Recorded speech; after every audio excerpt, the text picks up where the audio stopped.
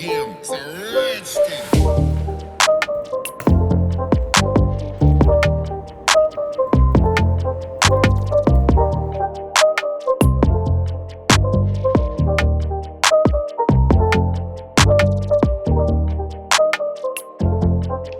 So, hey guys, what's up? This is Himanshu Shankar and I'm a software engineer having almost 3.5 years of experience in IT industry. And आज मैं बस बात करने एक नए topic के बारे में जिसका नाम है डॉक्यूमेंटेशन. सो आप लोगों ने बहुत सुना होगा कि हम लोग डेवलपमेंट करते हैं, टेस्टिंग करते हैं एंड ये सब वो सब, लेकिन एक और चीज़ जो कि बहुत ही इंपॉर्टेंट है, ये आप बोल सकते हो कि इम्पॉर्टेंट है ये किसी को मन नहीं करता है करने का, जो कि है documentation. It's kind of necessary evil. Okay, so basically आज मंडे है एंड जैसा कि मैंने कहा था कि हमारा 3 वीक का स्प्रिंट होता है. एंड स्प्रिंट क्या होता है ये सब मैंने अपने किसी और वीडियो में बात किया हुआ है, तो आप जाके एक बार चेकआउट कर लेना. सो बेसिकली आज मंडे है, आज हमारा स्प्रिंट शुरू होने वाला है और आज मुझे एक नया टास्क मिला जो कि है documentation. Okay, and documentation upon UI. तो पहले समझते हैं कि डॉक्यूमेंटेशन होता क्या है एंड फिर समझते हैं कि कितने टाइप्स ऑफ डॉक्यूमेंटेशन होते हैं और फिर बात करते हैं कि हमें इसमें क्या क्या लिखना होता है एंड ये क्यों इम्पॉर्टेंट है. पहले समझते हैं कि टेक्निकल डॉक्यूमेंटेशन का पर्पस ही क्या है. हम एज अ डेवलपर डॉक्यूमेंटेशन क्यों लिखें. हमारा काम है कोड करना, हमारा काम है टेस्ट करना, डेवलपमेंट करना. Why should we write all those text. So actually पहले मैं भी ये सोचता था, लेकिन मुझे इस इंडस्ट्री में ऑलमोस्ट 3 साल से ऊपर हो चुके हैं, 3 साढ़े 3 साल से ऊपर हो चुके हैं एंड मुझे लगता है कि एक बहुत ही इंपॉर्टेंट चीज़ है एंड बहुत ही नेसेसरी चीज़ है डॉक्यूमेंटेशन. क्यों? लेट्स से आपको एक टास्क मिला. Okay, let's keep it simple. Let's आपको टास्क मिला कि how to upload a site on GitHub. ठीक है, and not just a simple site, a complete full stack site आपको एक अपलोड करना है गिटहब में. Okay, and there is a process for that. आपको पहले ब्रांच लेना है, ब्रांच वहाँ से इंपोर्ट करना है, देन आपको फिर ये करना है वो करना है, बहुत सारे इसमें स्टेप्स है. आपने गूगल करके स्टैक ओवरफ्लो करके आपने कैसे भी करके वो टास्क कंप्लीट कर दिया. लेकिन अगर सेम टास्क आपको 2 हफ्ते बाद मिले, आप फिर से भूल जाओगे. आपको दोबारा गूगल करना पड़ेगा, आपको दोबारा स्टैक ओवरफ्लो देखना पड़ेगा.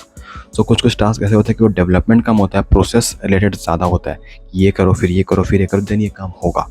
ठीक है, तो यहाँ पे आपको डॉक्यूमेंटेशन करना बहुत इंपॉर्टेंट है क्योंकि आपने तो वो काम कर दिया, लेकिन सपोज आपको टीममेट को भी अगर वो टास्क मिलता है कि आपको भी अपना आप अपना कोड को गिटहब में डालना है, then how he will do.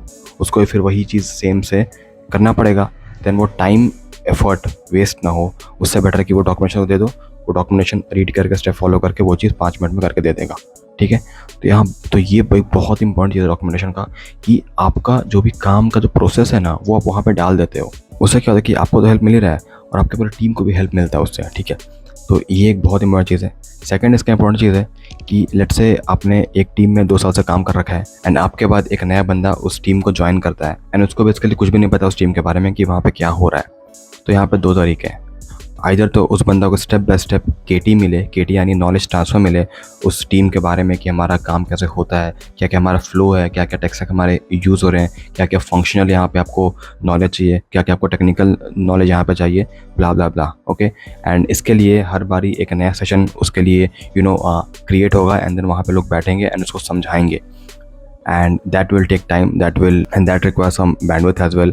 तो लोगों को अपना काम छोड़ के उसको समझाना पड़ रहा है वो चीज़ जो वो कहीं से पढ़ के भी समझ सकता था. ठीक है, यहीं पे आता है आपका डॉक्यूमेंटेशन कि जो आपका टीम का या जो आपका प्रोजेक्ट का एक फ़्लो है, स्ट्रक्चर है, या कैसे कैसे काम हो रहा है, क्या क्या टेक्स्ट स्टैक यूज़ हो रहे हैं, जो भी एक ओवरऑल व्यू चाहिए लोगों को समझने के लिए आपके टीम के बारे में, वो हम एक डॉक्यूमेंट में लिख दें, उसको हम कहीं क्लाउड में डाल दें एंड उसका लिंक हम शेयर करते रहेंगे. जब भी कोई नया बंदा टीम में ज्वाइन करता है या किसी को भी अगर समझना है हमारे टीम के स्ट्रक्चर के बारे में या हमारे प्रोजेक्ट के काम के बारे में, तो वो उस डॉक्यूमेंट को पढ़ के ईजिली समझ सकता है. ठीक है, अगेन यहाँ पे 2 टाइप्स ऑफ डॉक्यूमेंट होते हैं. एक होता है टेक्निकल डॉक्यूमेंट, एक होता है फंक्शनल डॉक्यूमेंट. ठीक है, फंक्शनल यानी जो आपके लीडर्स लोग हैं या जो टॉप में हैं या जो भी वो लोग जिनको टेक्निकल का ज़्यादा मतलब नहीं है, उनको सिर्फ समझना है कि क्या क्या हो रहा है टीम में, क्या क्या काम हो रहे हैं ऊपर एंड एक फंक्शनल का अंडरस्टैंडिंग उनको चाहिए वहाँ पे, तो वो लोग फंक्शनल डॉक्यूमेंट उठाएंगे, पढ़ेंगे, समझेंगे. अब सेकंड होता है टेक्निकल डॉक्यूमेंटेशन, यानी जो डेवलपर ज्वाइन कर रहे हैं आपकी टीम को, आपके प्रोजेक्ट को, वहाँ पे उसको समझना होगा यार कि क्या क्या टेक स्टैक हमारा यूज़ हो रहा है, कैसे कैसे हम डेटा को पास कर रहे हैं, क्या क्या हमारा फाइल स्ट्रक्चर है, बहुत चीज़ें होता है। ओके, तो वो सब अगर आप बैठ के समझाने लगोगे तो मे बी आपका भी टाइम बहुत वेस्ट होगा। तो वो चीज़ पढ़ के समझ सकता है। ऑफकोर्स उसको कहीं पे डाउट हो रहा है then he can ask us, there is no issue in that. IT में सबको बहुत हेल्पिंग होते हैं, वो मैंने देखा है। लेकिन एक होलिस्टिक ओवरव्यू लेने के लिए किसी को उसको बैठ के समझाने का ज़रूरत नहीं है, वो खुद से वो डॉक्यूमेंटेशन पढ़ के समझ सकता है। तो अब आप बोल सकते हो हिमांशु तुमने तो टीम को बहुत पहले ज्वाइन किया हुआ था, तो क्या इसका भी डॉक्यूमेंटेशन लिखा हुआ नहीं था? क्या कोई और बंदा इस टीम को ज्वाइन नहीं किया? सो फ्रैंकली डॉक्यूमेंट इसका लिखा हुआ है, तो फिर हम दोबारा क्यों लिख रहे हैं? Actually documentation is a never ending task. क्यों? लेट से हमारा प्रोजेक्ट का ऑलरेडी डॉक्यूमेंटेशन लिखा हुआ है, लेकिन लेट से आपने कुछ काम किया एंड कुछ नया आपने इम्प्लीमेंट किया अपने प्रोजेक्ट में। लेट से सपोज हमारा सर्च बार ही है, वो कुछ और टेक्नोलॉजी में यूज़ हो रहा था, हमने उसको कम्प्लीटली एक न्यू टेक स्टैक में मूव करके एंड उसको काफ़ी ज़्यादा ऑप्टिमाइज़ कर दिया। या फिर हमारा पूरा प्रोजेक्ट ही jQuery से रिएक्ट में शिफ्ट हो गया। या फिर हमारा जो बैकएंड है उसमें एक काफ़ी अच्छा टेक्नोलॉजी इम्प्लीमेंट हो, काफ़ी तरह का चेंजेस होते रहते हैं एक प्रोजेक्ट में, ठीक है। तो वो सब भी आपको लिखना ज़रूरी है, ठीक है। तो फिर जब भी कोई नया बंदा आएगा वो फिर समझ नहीं पाएगा ना, वो देखे यार डॉक्यूमेंट में तो कुछ और ही लिखा हुआ है और जो मैं यहाँ पर देख रहा हूँ रियलिटी में वो कुछ और ही है, तो फिर वो कन्फ्यूज़ हो जाएगा। तो आप जो भी चेंजेस, जो भी अपडेट आप अपने कोड में या अपने प्रोजेक्ट में कर रहे हो, आपको वो भी टाइम टू टाइम लिखते रहना पड़ेगा। इसीलिए हम बोलते हैं documentation is a never ending task. तो क्या हो रहा है अभी, हम लोगों ने पिछले 4 महीने में काफ़ी कुछ इम्प्लीमेंट किया है, तो हमें दोबारा वो सब चीज़ लिखना पड़ रहा है ताकि लोग समझ पाएँ। एक्चुअली डेवलपमेंट के बाद ही आपको डॉक्यूमेंटेशन करना चाहिए, बट कुछ इशू के कारण हम लोग कर नहीं पाए, सो हमें अब लिखना पड़ रहा है। सो हम वो सारा कुछ जो हमने इम्प्लीमेंट किया है नया ताज़ा वो सब हम उसमें लिखेंगे ताकि आने वाले लोगों को हेल्प हो एंड वो समझ सकें अच्छे से। तो अब बात करते हैं कि डॉक्यूमेंटेशन एक्चुअली लिखते कैसे हैं भाई। So basically it depends completely on the project and on the team कि वो लोग क्या स्ट्रक्चर या फिर क्या क्या फॉलो कर रहे हैं। जैसे हमारे में क्या कि हम लोग वर्ड डॉक्यूमेंट में डॉक्यूमेंटेशन लिखते हैं and then we just upload in a SharePoint link. कोई और टीम होता है कि जो लोग कुछ टूल्स यूज़ करते हैं, जैसे कि आपका एटलासियन हो गया या फिर गिट भी हो गया, वहाँ पे आप अपना डॉक्यूमेंटेशन वहाँ पे डाल देते हो and then you can upload it somewhere. Tools काफ़ी हैं लिखने के, आप कहीं भी जाकर लिख सकते हो। The point is that it should be relevant and it should be readable. Basically आप अगर टेक्निकल डॉक्यूमेंटेशन लिख रहे हो तो ट्राई करो कि आप सिर्फ वहाँ पे टेक्स्ट मत लिखो, कुछ कोड का स्निपेट वहाँ पे डाल दो, कुछ कुछ पिक्चर्स वहाँ पे डाल दो, कहीं पे कोड का स्नैपशॉट लेकर डाल दो, कुछ अगर वीडियोस लगे तो उस वीडियोस का लिंक वहाँ पे डाल दो। Basically it should be infographic not only text, okay. क्योंकि डेवलपर को ज़्यादा टेक्स्ट पढ़ने का हैबिट नहीं है, उन लोग टेक्स्ट से ज़्यादा कोड पढ़ते हैं, सो उनको भी पढ़ने में इजी हो एंड आपको भी लिखने में मज़ा आए। सो वो सब ध्यान रखते हुए आपको एक अच्छा सा डॉक्यूमेंटेशन रेडी करना है।